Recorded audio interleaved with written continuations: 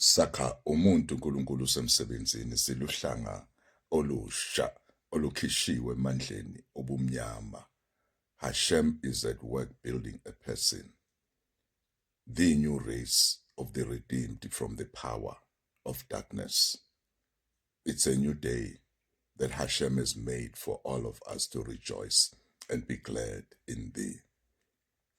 Amathempeli wonke anama-prince awo, because these temples does not belong to Hashem.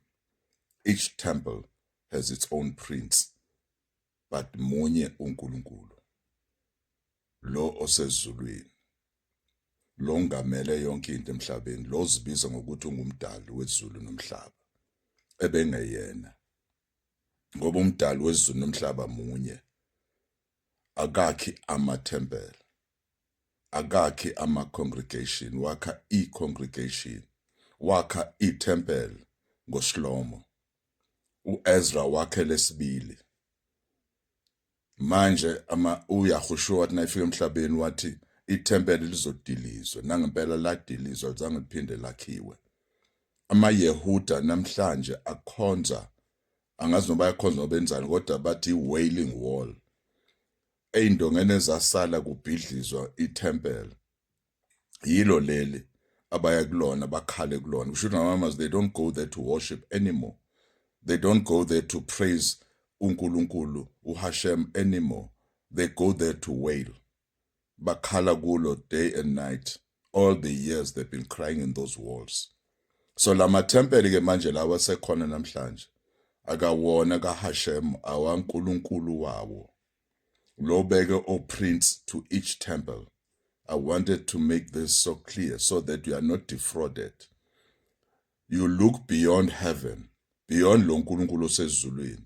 Ubuka beyond yena, ubuke la uHashem ekhona ngaphezu kwamazulu, ukuze ukhonze uNkulunkulu ophilayo, uAlpha and Omega, uHarishon ha'adav, uAlev ha'adav, okuyena first and last, the beginning and the end. Namhlanje ngivula amehlo akho kamoya. Ubona ngani ukuthi lamathempeli anoprince babo? Ubona ngezithelo zama-leaders alamathempeli. Bonke banama-fruits angewona kaHashem, most of them. Bayahleba, bayazondana, they fornicate, they commit adultery, they're abusive, they con, they deceive. These are the fruits that I'm just mentioning. There are so many of them. But these are just the fruits that I'm telling you. As much as bazibizwa ukuthi they are prophets, but they are false prophets. Bazibizwa ukuthi they are teachers, but they are false teachers. Bazibiza ngawonke amagama la bazibiza wona bangama-priest, but right. They are priests, they conduct rituals of uNkulunkulu wabo, not uHashem. I want ukuthi wena uvuleke amehlo kamoya today, so that you know the truth. Today is Yom Rishon, the first day of the week, Githina, the new race. But kuwo wonke umuntu kuthiwa uSunday, because this is the day all the temples, most temples, people will go and worship the sun god, not to Hashem. Hashem never made the first day of the week, Yom Rishon, to be a day of worship. Ilokuphumula futhi, ilanga thina esiphumula ngalo is Shabbat. The seventh day, according to Hashem, is the Shabbat, Yom Shevi'eh. That's the day we rest. That's the day we stay with our families. That's the day we do nothing, because we are collecting our strength again to recoup for the first day, which is today. Today is our first day of the week. Ngiyayithanda ke into kaHashem ngoba iqiniso. Iqiniso will always stand, but deception will not stand. Already deception is divided, but iqiniso only one. That's why it is hard for people to accept this truth. Why? Because they've been indoctrinated. They've been brainwashed. They've been programmed. They've been taught over and over what? Not to criticize, but to accept without criticism. That is what they've been taught over and over. Kunama conferences. Every a week they go to the temples 3 times to be brainwashed, to be programmed, to be indoctrinated, to be taught not to reject nor criticize what they've been taught. So that is why people look like zombies. People have approached me, but Navi Hashem, Eli Bahir, I see some whiskers in my temple. But kuyafana lezinto, where can I go?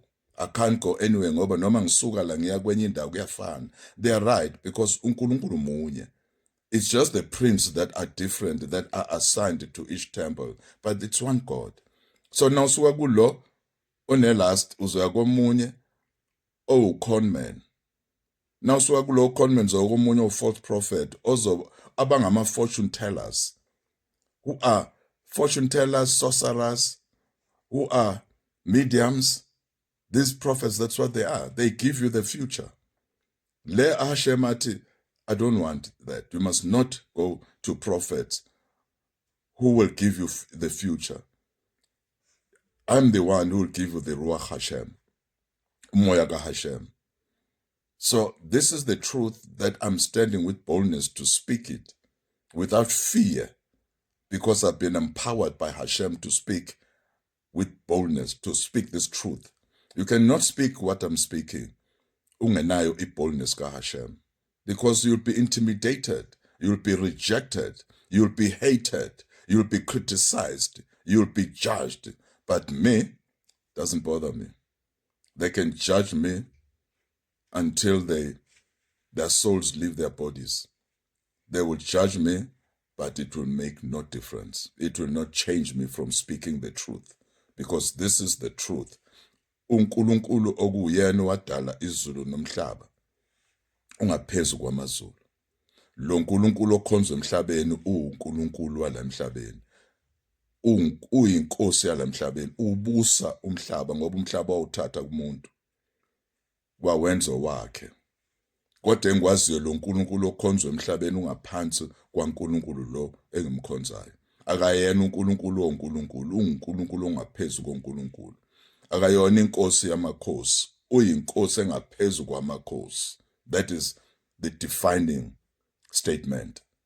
Akayena uNkulunkulu nenkosi yala emhlabeni uHashem anymore. UHashemu we-new race, webandla lakhe elisha, wabantu bakhe asebekhetha iqiniso. UNkulunkulu wabantu beqiniso. That is the truth. Uzobabona ngani u-new race, uzobabona ngama-fruits abo. How do you see that I am the prophet of Hashem? Look at my fruits. Don't look at what I'm speaking, because what I'm speaking is the truth.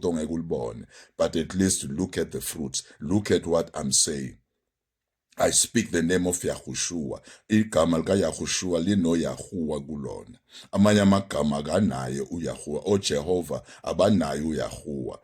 OYeshua akubona amagama right. OJ whatever akuwona amagama right. Igama elavela ngaphezu kwamazulu uYahushua. Hashem bless you. Amen, amen, amen.